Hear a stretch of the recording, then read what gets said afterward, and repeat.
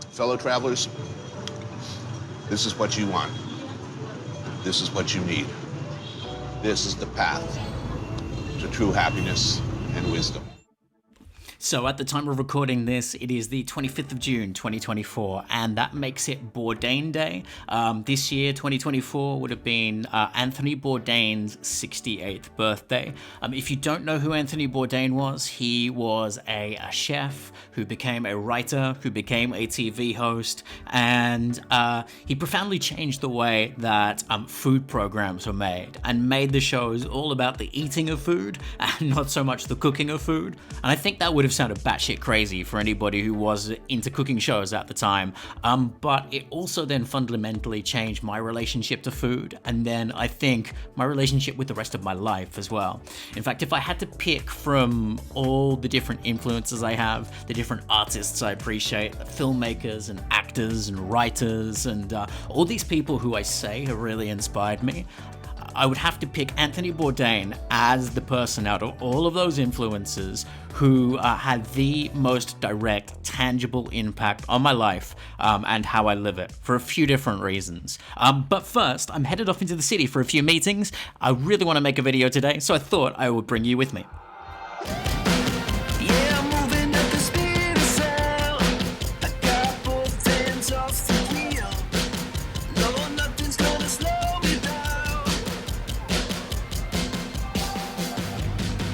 So I thought while I'm bouncing between meetings and I've got my coffee and I'm feeling caffeinated, I'd share a couple of thoughts on the man himself, and I guess a little bit of the impact he had on my life, and how his philosophy and how his unique approach to life has influenced my life and my decisions, and I guess my creative journey too. Beyond just being a chef or a TV host or a writer, it's something about the philosophy he embodied and the way of life he promoted. And it's such an interesting dichotomy that his life ended up the way it did.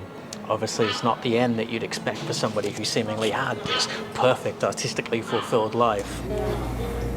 Look, uninhibited creative freedom is something that I've been incredibly fortunate to have for the better part of my entire television career. Unlike anyone else I know of in television, I've been free to do whatever I want, to make the shows I want, anywhere I want, with whom I want, in any style I want. I know it can be a really touchy subject for anyone who's been through anything to do with suicide.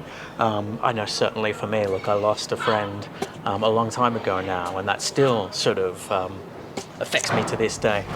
But I think in a style that's true to the spirit of Bourdain, what I'm going to do is just pop out, grab a sloppy burger for lunch or something, have a beer to go with it, and I think that's a really fitting tribute. He wasn't all about culinary perfection and five-star restaurants the entire time, although he did eat with some of the world's greatest chefs. But I think what a lot of it was about was, it was a philosophy that embraced life, embraced good food and good people, no matter whether it was five-star culinary masterpieces in France, or whether it was a dirty, sloppy burger in Los Angeles. And that's something I've loved about his outlook and his approach to life, and it's something I think that has been so integral to my life and my philosophy toward creativity.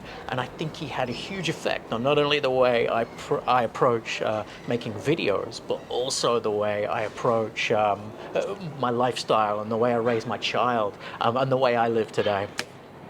All right, I think I've finished that. Be open to experience. Be willing to try new things. Don't have a rigid plan. Accept random acts of hospitality without judgment or fear. Don't be afraid to wander. Don't be afraid to eat a bad meal. You know, if you don't risk the bad meal, you'll never get the magical one. But I think most important, you know, be humble, be grateful. Be aware of the fact that you are probably the stupidest person in the room.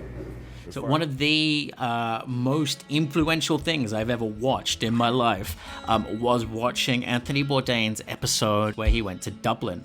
We were sitting up late in a tiny one-bedroom that we were renting in Sydney, and we watched this episode, and we connected with Dublin through the screen so much that right there and then we decided to drop everything and move to Dublin. But we both resigned from our jobs pretty quickly, and basically with a little bit of a plan, one single connection there who agreed to put us up for a little while, and no jobs lined up or anything like that. We just dropped everything and moved there. My British passport was a whole lot more valuable at the time. Yeah, we moved to Dublin. It completely changed our lives. We had an incredible time there. Moving to Dublin enabled us to, I think, flourish in ways that I don't think we ever could have anticipated. I think sort of inspired by that adventurous spirit that Bourdain created, not just that episode, but in every single episode of television that I think he put out. We really embraced life. We really went out there and did things we would never have done before. We started our very first business together, something that we would take back to Australia with us and continue on there, something that I'm doing again now and sort of living the legacy of that. It shouldn't. It seems so wrong, but it tastes so right. It's like true love. I thought I'd get a very London shot for here. Here it is with the red phone booth. So I'm lucky today that the meetings I've been in, I'm 11, 10 in the morning, and I'm at 2 meetings into the day. I've got a third one in about an hour and a half, so I've got a bit of a break and gonna go and see if I can grab some food. And that's a huge part of the reason I wanted to film this today between all these meetings, because I get a chance to grab some really cool food and sort of talk about that a little bit. I think one of the things that Bourdain brought to his work was he didn't go to all the touristy spots, despite the fact I'm in one of the most touristy spots in London, in Covent Garden. It wasn't all about the touristy spots, the restaurants that would sponsor segments on a television show. It was about finding the real places that the real people in different cities would eat in. So a lot of his approach to food was celebrating the what a lot of people think of as mundane, day-to-day, the food that people have been raised on and grew up on.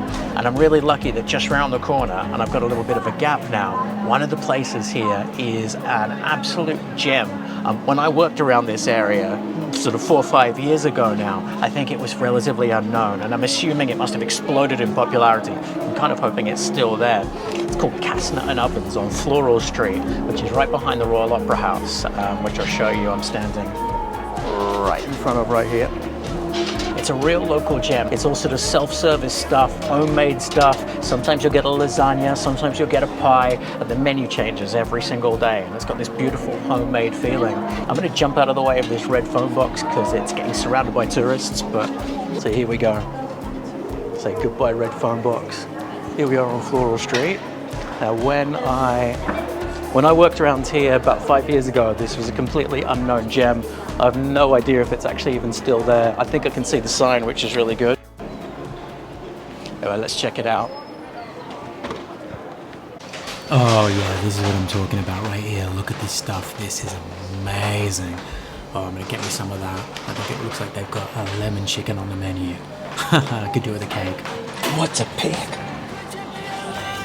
I also think he really inspired me to be far more adventurous with food and the way I eat and the way I think about food. Embrace the simplicity of food. Things didn't have to be a chore. Putting together a meal didn't have to be this formal affair. You don't have to have a kitchen stacked full of all of the kitchen equipment that every other celebrity chef will try and sell you. I love how the places that Bourdain ate at weren't the fashionable, trendy kind of in places, weren't the places that, you know, he'd show off about, although I think they became that after the shows, but that's really good. It was just all about nicely done, real food by real people, the joy of sharing it with people. I guess I'm sharing it with you. I think it had a profound effect on the way I approach food, I approach travel. I think just in the way he made the episodes of the shows as well. They were all beautifully shot. They all told sort of a unique story about the place that they were in. Wasn't afraid to try some fun stuff with cinematography, do different things, go very conceptual. I really appreciate that about the artistic side of those shows. That uncompromising approach to literally, to take the names of one of the shows, approaching life with no reservations, going where the wind blows you, not holding back at all, I think was powerful and important lesson for me.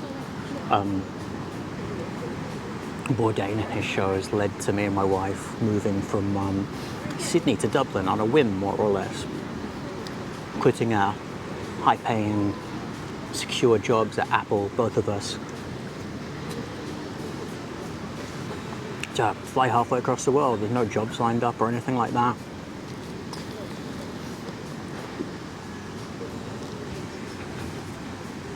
He was sort of the embodiment of the modern urban adventurer, if that makes sense. This is delicious, by the way. Kastner and ovens for the win. Hasn't changed at all.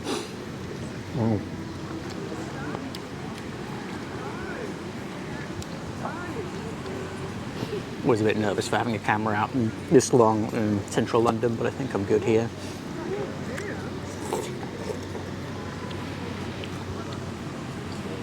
I think the impact that Bourdain had on the cultural landscape is it's subtle, but nevertheless sort of indelible, if that makes sense. He subtly changed the way people consume food programs. I think he forced a lot of traditional, very highly polished celebrity chefs to make things, excuse me. He forced a lot of high-profile celebrity chefs to make things a lot more real, a lot more down to earth. I think he rejuvenated he revitalized the genre of food shows somewhat. Made it more about the eating of food again. It's very easy to make a conventional travel or food show at this point. It's like shooting porn. It's the same shot sequence and the same sort of limited terminology. You know how all of the little pieces work, where you have to start and where you have to end. I detest competent, workmanlike storytelling, and I'm always very, the times that we do that, I'm very unhappy with that. I'd rather fail. I think with his influence, it made me sort of dare to be more experimental, dare to make things not perfect, to try and just make up a recipe from scratch based on something I'd had in a restaurant or had somewhere where I'd been traveling. I think Bourdain sort of gave people permission to be a bit more casual about food, the way it should be. So yeah, for me, definitely like the personal impact he had on my life not only inspired me to be more creative, to be more sort of interested and engaged with the food I cook as well, and possibly people and cultures around me too. I think I was always pretty interested in that.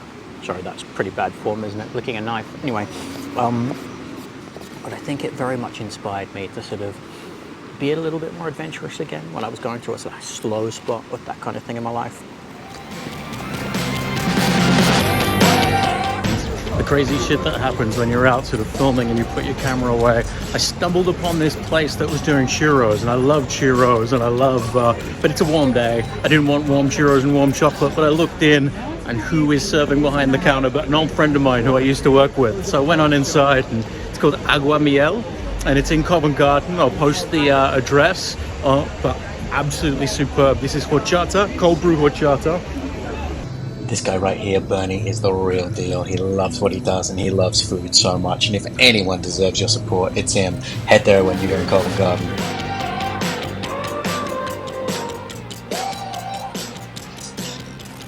Got a big circle of central London, 3 meetings out of the way, some decent food, and a fantastic discovery from a friend I didn't even know who'd opened a place. So back down to Leicester Square Station, off home.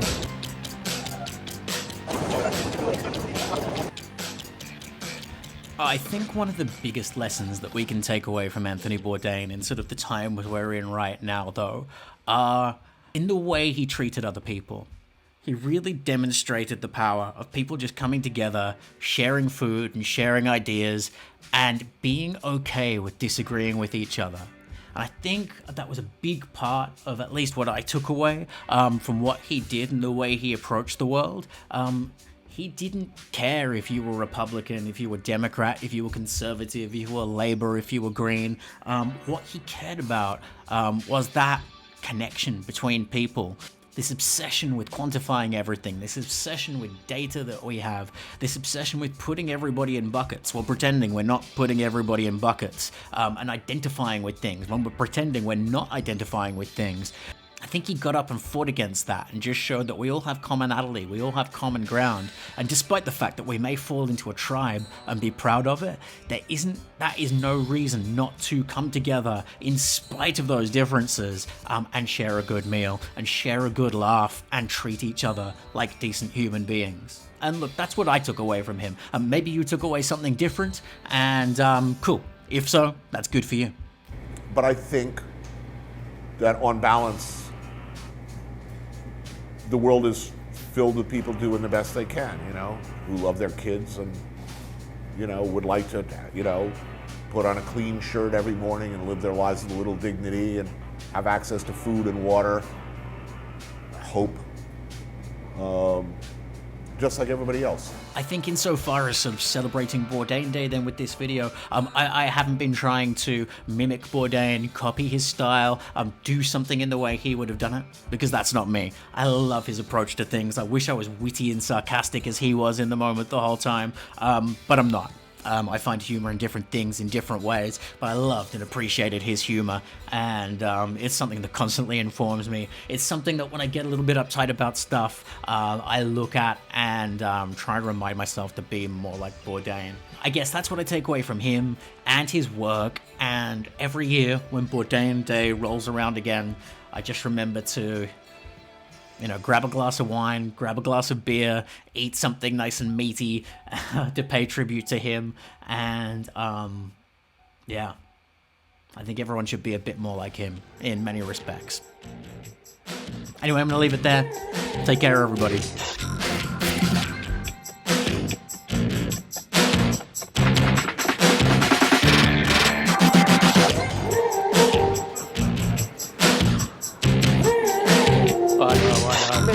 Enough time, you have it. You won't even see it. When you look around, it's that's gone, and you won't even know where it is. Please. There's no point in coming to watch it. There's nothing you can do after that. I appreciate it. It's insured, but thank you.